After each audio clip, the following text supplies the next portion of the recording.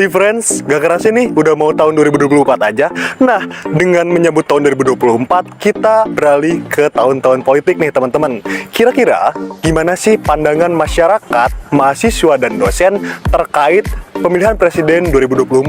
Maka dari itu, yuk kita kepoin bagaimana sih pendapat mereka tentang pemilu 2024 ini. Sendiri siapa? Oh ya, sebelumnya izin memperkenalkan diri, nama saya Dik Kristiawan dari Pendidikan Teknik Otomotif 2022.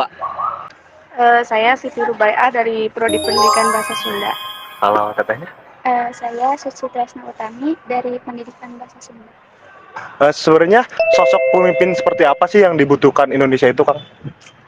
Mungkin bagi saya ya yang pemula atau awam dalam hal politik, tentunya pasti si pemimpin ini mempunyai karakteristik dan sifat-sifat yang berbeda dari setiap pemimpinnya. Nah, diusahakan si sosok pemimpinnya ini mempunyai karakteristik yang gimana ya, berjiwa kepemimpinan yang kuat lah intinya, mempunyai visi misi yang jelas. Yang paling utamanya mungkin menjadi wakil rakyat tuh yang benar-benar wakil rakyat gitu, mendengarkan setiap keluh kesahnya rakyat. Mungkin pemimpin yang adil, yang jujur, yang tanggung jawab mungkin. Akang pribadi sebagai pemilih pemula, gimana sih menurut Akang supaya menjadi pemilih pemula yang cerdas gitu di 2024 ini? Ya, mungkin milih sesuai keinginan atau sesuai hati. Mungkin nanti bisa cari referensi terlebih dahulu ya, terutama bagi Anda mungkin selaku yang mempelajari hal politik. Dan nanti saya akan bertanya-tanya terlebih dahulu supaya bagaimana sih cara memilih yang baik gitu ya.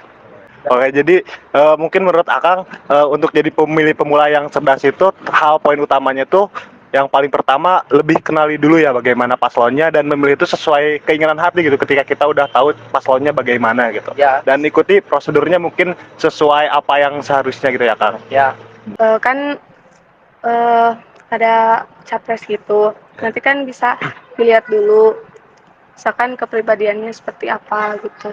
Terus cari tahu juga visi misinya kayak gimana. Sebenarnya ini tuh kayak ibarat ini ya teh, pepatah tak kenal maka tak sayang. Jadi untuk buat milih pun harus kayak gitu ya teh, harus benar-benar kenal dulu gimana sih calonnya itu. Kalau nggak kenal mah bakal agak bimbang ya sekiranya untuk milihnya juga.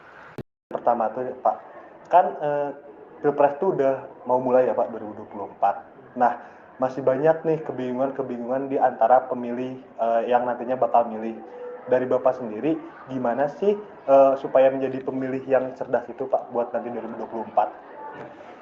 Baik, saya itu kan bukan ahli politik dan tidak mengerti politik juga, kemudian tidak terlalu mengikuti konstelasi politik di Indonesia sekarang. Tapi yang saya ketahui, Fajar itu kan merupakan dianggap pemilih pemula ya, karena belum pernah merasakan pilpres sebelumnya.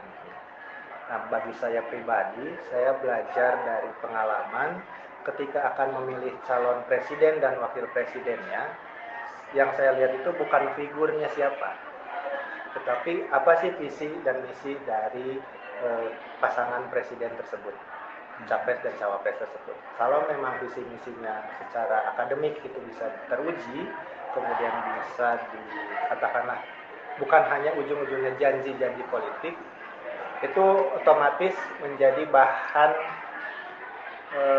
perenungan saya. Nah, ini visinya sudah sesuai. Tinggal dilihat dari kepribadian capres dan cawapres tersebut, dilihat dari bagaimana sih perankingan atau rating kehidupan dia sehari-hari, kehidupan di keluarganya, di masyarakat, dan kalau dia menjabat sebagai pegawai pemerintahan, itu akan saya lihat juga seperti apa track record beliau. Kalau misalnya di dalam partai pengusungnya itu banyak yang korup, itu juga akan menjatuhkan bagi saya pribadi sepertinya ini bisa dipilih atau tidak gitu. Nah, pandangan saya yang kedua selain visi misi itu siapa partai yang mendukungnya. Kalau ternyata dari partainya itu sendiri banyak yang ditangkap karena kasus korupsi, ya untuk apa kita percayai lagi? Untuk pertanyaan selanjutnya, sekarang kan masa-masa politik tuh udah mulai ya Pak. Para calon juga udah pada mendaftarkan dirinya ke KPU gitu. Nah, otomatis kampanye-kampanye juga sudah mulai. Banyak kampanye-kampanye yang sudah dilakukan oleh para pilpres maupun para pendukungnya. Nah, tak jarang nih Pak, di kampanye ini ada beberapa hal yang terjadi dengan keberagaman yang ada. Seperti hal yang terjadi itu tak luput dari hal-hal yang baik aja. Terkadang ada hal-hal buruk yang terjadi ketika kampanye, seperti fenomena sindir menyindir antar cawapres dan satu dengan yang lainnya gitu Pak. Nah, pandangan Bapak sendiri gitu, bagaimana sih sebenarnya kampanye yang baik itu harus melakukan kampanye yang seperti apa sih yang baik gitu untuk 2024 itu Pak? Oke, yang saya ketahui karena saya pernah memilih presiden beberapa kali, di Indonesia itu proses kampanye masih black campaign kalau kata saya. Melihat track record di zaman dahulunya, kalau ada kesalahan itu yang diumbar terus. Jadi ujung-ujungnya si tim pendukung ini bukan ngadu visi misi, tapi membongkar aib masing-masing pasangan yang jadi lawan. Dan itu bagi saya tidak etis gitu ya, untuk mengumbar aib seseorang, apalagi sampai senasional mengetahui itu. Kalau saya pribadi, sebaiknya kampanye itu dilakukan secara sehat saja. Yang diadukan itu adalah argumentasi. Visi misi ke depan untuk Indonesia itu seperti apa, dan langkah nyata yang bisa dia buat itu seperti apa. Misalnya sekarang ini kan Indonesia masalah judi online itu kan belum terselesai. Kemudian banyak juga hutang-hutang luar negeri. Nah, yang pokok-pokok dari permasalahan di negara ini harusnya mereka kedepankan bagaimana cara mengatasi dan memberikan solusi dari permasalahan tersebut. Bukan malah menjatuhkan pasangan lain, mungkin karena body shaming, atau karena partai pengusungnya, atau bahkan tidak luput juga keluarganya ikut dihasut, ikut dibawa-bawa, keluarganya begini, keluarganya begitu. Dan yang paling saya kasihani adalah masyarakat yang tidak tahu apa-apa. Mereka sampai tawuran, sampai bacok-bacokan hanya untuk mempertahankan si cawapres yang mereka dukung. Dan mungkin di posisi pemerintahan yang tinggi, antar cawapres itu baik-baik saja.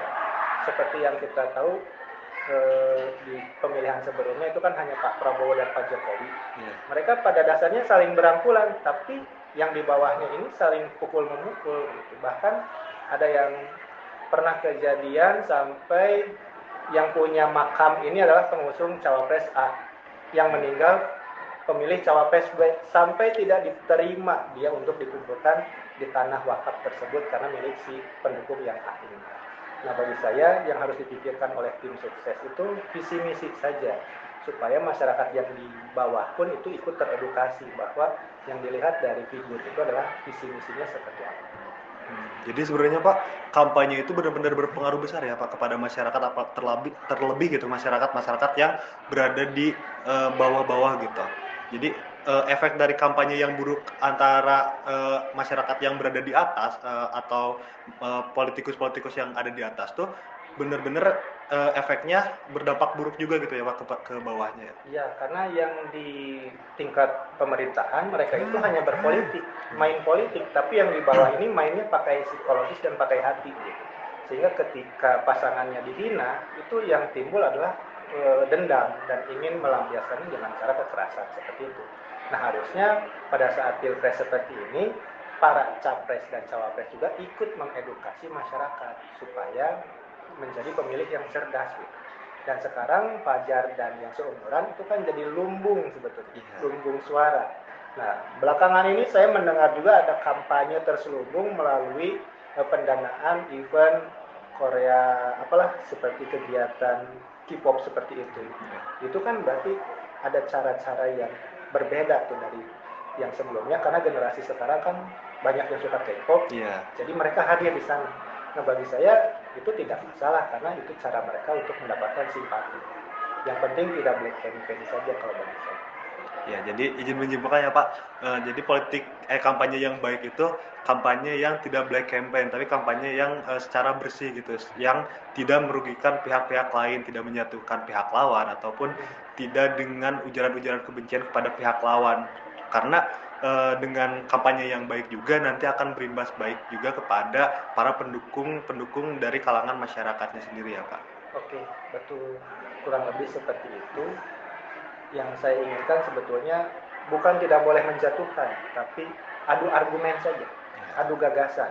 Sehingga saya lebih setujunya kalau capres dan cawapres ini diuji dulu di tingkat akademik di kampus oleh mahasiswa politik, oleh mahasiswa profesor, sehingga mereka akan ketahuan kapabilitas mereka dalam menyampaikan visi misinya itu dipahami atau tidak.